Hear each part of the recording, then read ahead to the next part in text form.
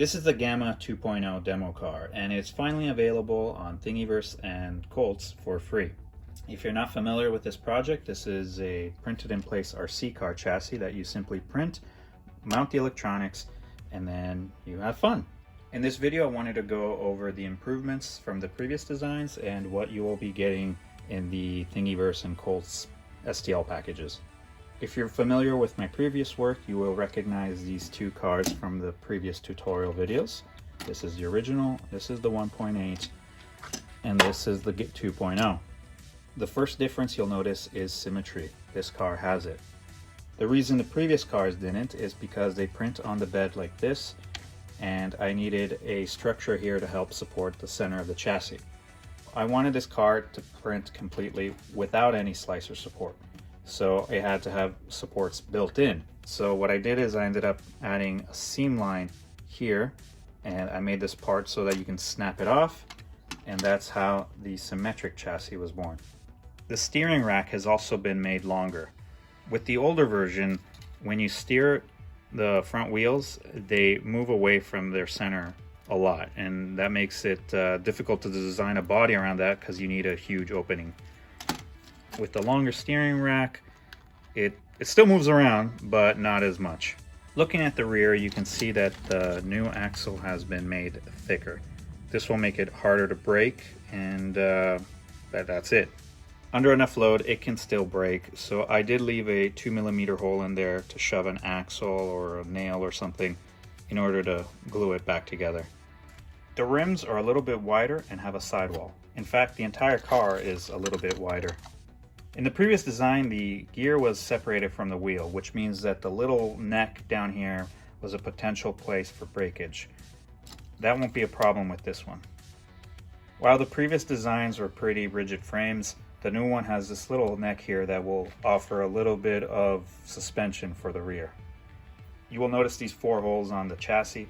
Those are there so you can screw on some body mounts. So here are the ones that I designed, which were based off the Kyosho Mini Z mounts. And this is one of the 2 free bodies that you will get with the demo car.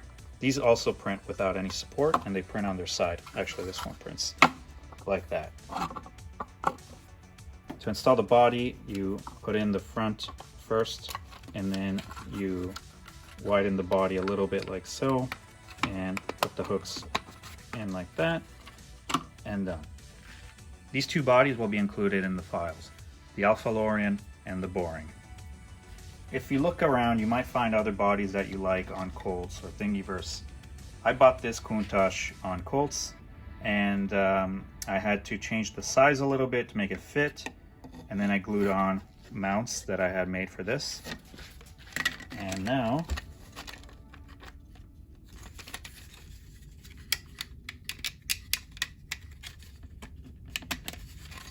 ta-da!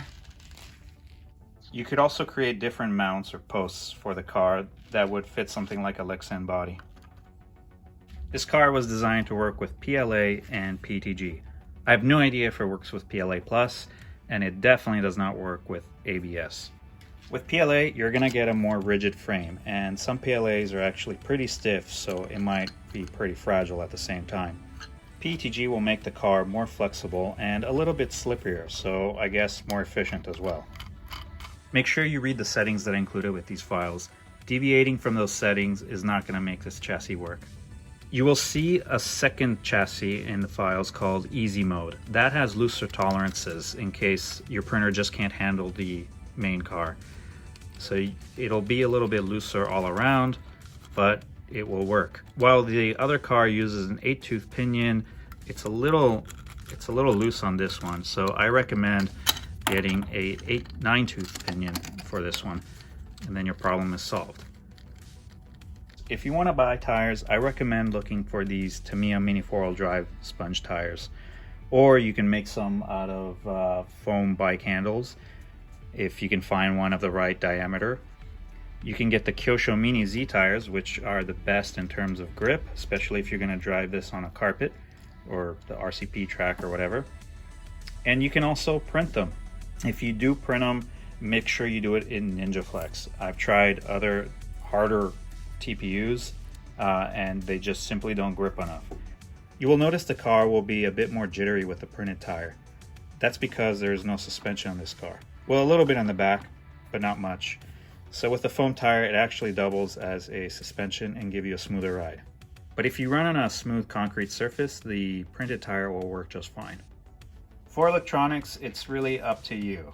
This car here is built with the most economical stuff I could find. This is a $3 or $4 servo. This receiver comes with a FlySky remote that was 40 bucks together. This is a $5 speed control.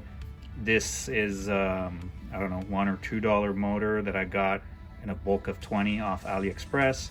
And this was a battery that I got on eBay, pack of 3 for like 20 or 20 something bucks. You can find other batteries online that will work with this. It's up to you if you want a 1-cell or 2-cell battery. Just make sure it has the right connection. If not, just solder it. If you guys plan to run this on a Mini Z-Track, then I highly recommend you get better electronics. This remote and servo combination is very slow to respond, and you're going to be crashing into the wall all the time. I'm going to end this video with a few runs of this car.